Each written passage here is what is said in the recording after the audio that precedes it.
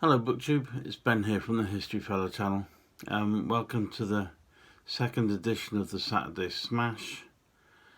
Today is going to be a little different, not what I'd planned, but I've got a reason for that. I had planned this week to read a book about Edward I in Wales, and also deserters of the First World War, and also a book about the World War I trench system, all by Pen and Sword Books. But I haven't done any reading this week, I'm afraid. I have good reason though, and I shall tell you that now before I do like a small book haul I've had this week. It's just, I think it's about 4 books. So I'll let you know them in a minute. So this week I haven't done any reading. Why? Because I've hurt my wrist. Basically Monday morning, it was a sunny day here, so I thought as the sun was out, I'd go and water my tomato plants in the greenhouse, which I did. So I walked over with my watering can half full of water, ready to water the plants. Now the greenhouse is next to a bit of a rocky patch or a bit of rough ground and that sort of thing. So I walked over there and got my foot caught in some big bits of tree root or plant root that was sticking up out of the ground. Was walking along with me watering can, foot got stuck in these roots, and it's like, you know, when you trip over and there's just no way you're going to get your foot free from whatever's holding on to it. And of course I tripped, went down like a sack of spuds, hit the ground completely, and you know when you're having a fall and people say, oh, my life flashed before my eyes and that sort of thing. I must have went down like a sack of spuds really quick, because I remember hitting the floor really hard. And all I remember was when I was going down was, oh no, I'm here on my own at home, all alone. And then suddenly it flashed in my mind that my youngest son's at home, but he hadn't got up yet, so he probably won't hear me if I cry out or something like that, or if I'm calling for help. Anyway, I landed on the floor, just missing this bucket full of dirty, weedy water. Landed kind of on a bit of path and all this rough grass, and my face narrowly missing this flower pot full of old cuttings and bits of hedge and brush type stuff in it. And so of course I went whack straight down on the floor, tried to get up, and of course there's, in the grass there's loads of thorns and spikes and sticky stuff, and I'm trying to get up onto my hands and knees, and then realised there was a pane of glass on the floor where I'd fallen. And obviously it was a pane of glass from the greenhouse that had been lent on the greenhouse, and of course the wind's blown it over into the grass, and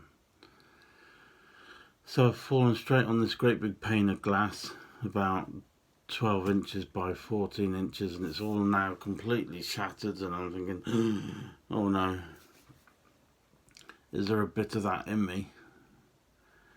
And it was a bit lucky, because if I'd have kind of fallen like a foot further to the right, I'd have probably put my hand straight through that, and goodness knows what would have happened then. But anyway, I've managed to smash this pane of glass. Luckily none of the pieces have gone in me, so I managed to kind of like stagger up all disorientated, and I've now currently got a big bruise on my bicep here and a big bruise on my chest, and I'd scraped my knee and there was blood coming from that, but also I'd landed on both hands like that, and now I think I've sprained my wrist or just hurt it quite a lot because I can hardly turn pages or hold a book properly, so that's why I haven't been reading. Anyway, I'm okay now. I'm all recovered. I'm just waiting for the wrist to heal up better, so hopefully over the week the pain will start going away more and I'll be able to read more, and then in next week's episode of the Saturday Smash I'll be able to tell you about the 3 books that I've read. Anyway, moving on from that, in order to make this not a waste of time, I might as well show you the small book haul I've got. They've all been sent to me by Pen and Sword Books, and a very big thank you to Rosie for sending them, as she always does. Rosie's really great, and obviously I get most of my books from Pen and Sword because they're fantastic books. So the first one is Spanish Republicans and the Second World War. Republic Across the Mountains, written by Jonathan Whitehead, published by Pen and Sword Books. And on the back it says, the Spanish Civil War is well-trodden ground, yet the story of what happened to the Spanish Republicans following their defeat by Franco has been largely ignored. Spanish Republicans in the Second World War follows their remarkable story across the French Pyrenees, where they swiftly found themselves facing fascism on another front, and played an instrumental role in the war when they joined the Allied forces fighting against the Nazis. So that looks a decent book. I've had a quick flick through it. I think I'm going to enjoy that one. Right, the second one is Britain's Railways in the First World War, and that's written by Michael Foley.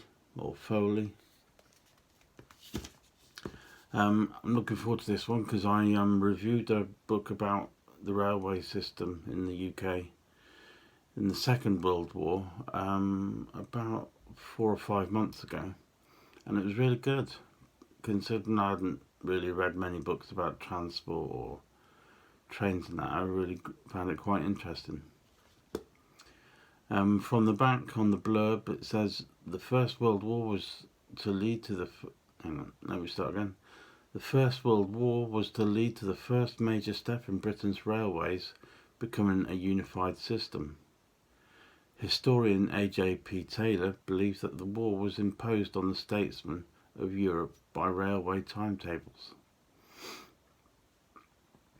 To avoid railwaymen being presented with a white feather as a symbol of cowardice, they were given badges to show they were essential workers and were not avoiding military service. While the Germans and French were supplying the front lines by rail, the British were still using horses and lorries. As railwaymen were sent to the front line in increasing numbers, women took over many of their roles on the railways and in the workshops. So that looks a really good book, and I'm going to enjoy reading that.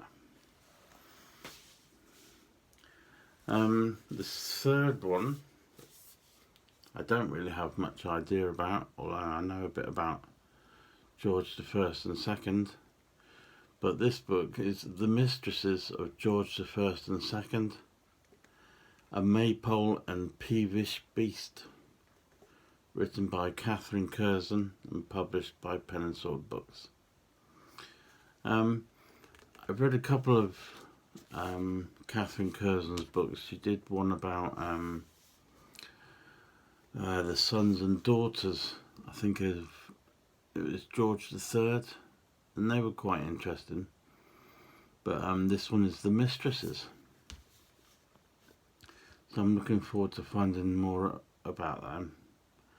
It says George I and II were estranged thanks to scandal, but they shared a passion for royal mistresses. Known as the Maypole, Melusine von der Schulenburg was blamed for the South Sea bubble that nearly bankrupted the nation. Henrietta Howard was mistress to a king and servant to his queen.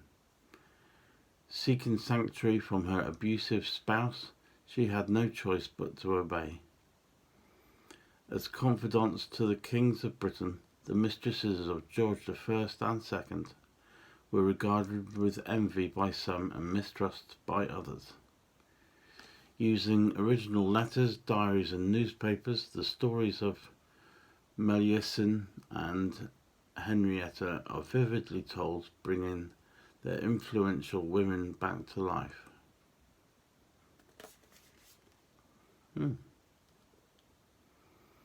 We shall have a read of that and read all about them.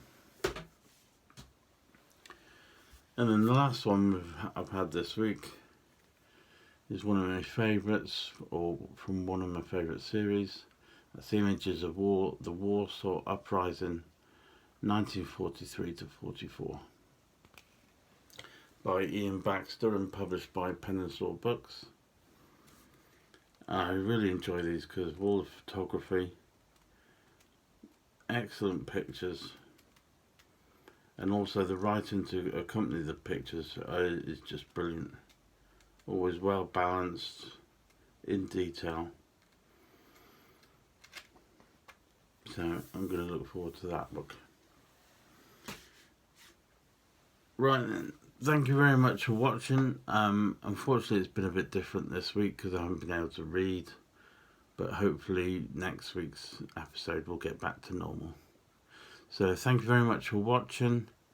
If you don't mind, give the video a thumbs up and please make sure you're subscribed, and you'll be able to find out a lot more about books. Thank you very much, and I shall see you in the next video.